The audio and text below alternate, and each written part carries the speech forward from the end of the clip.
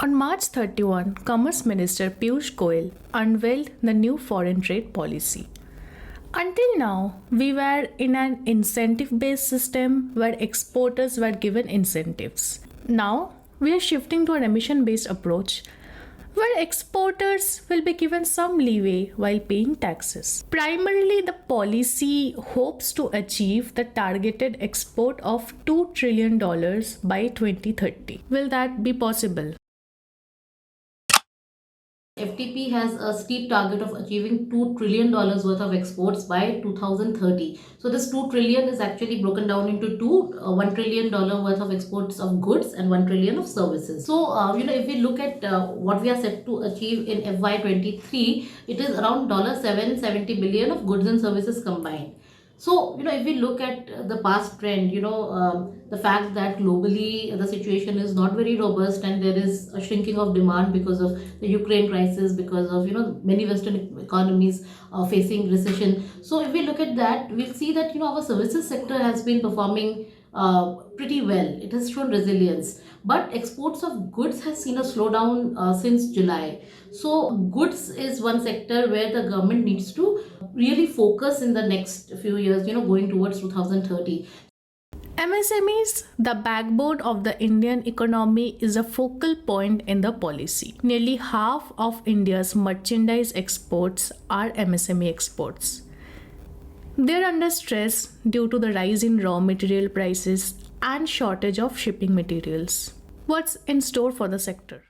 This FTP 2023 has a couple of important initiatives for the MSME sector. One is the minimum threshold limit for export house to qualify as a status holder that has been brought down. So it will bring a number of smaller units under the purview of the status holder thing. So if export house qualifies as status holder, then authorization and custom clearances for imports and exports may be allowed on a self-declaration basis. So this brings down both the time and cost element for exporters.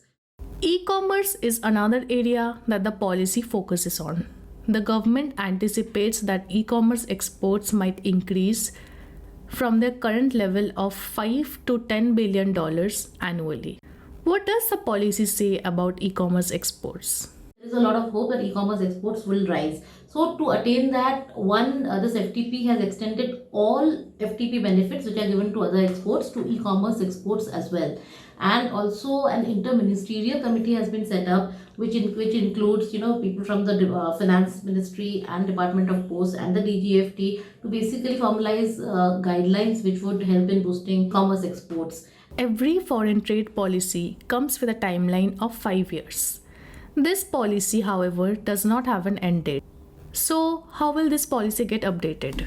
This FTP, it is unique because it's a policy without an end date. But that does not mean that there will be no changes. So the government wants to respond to whatever the given situation is, and come up with updates to the policy which will be duly notified. But here exporters have a valid concern.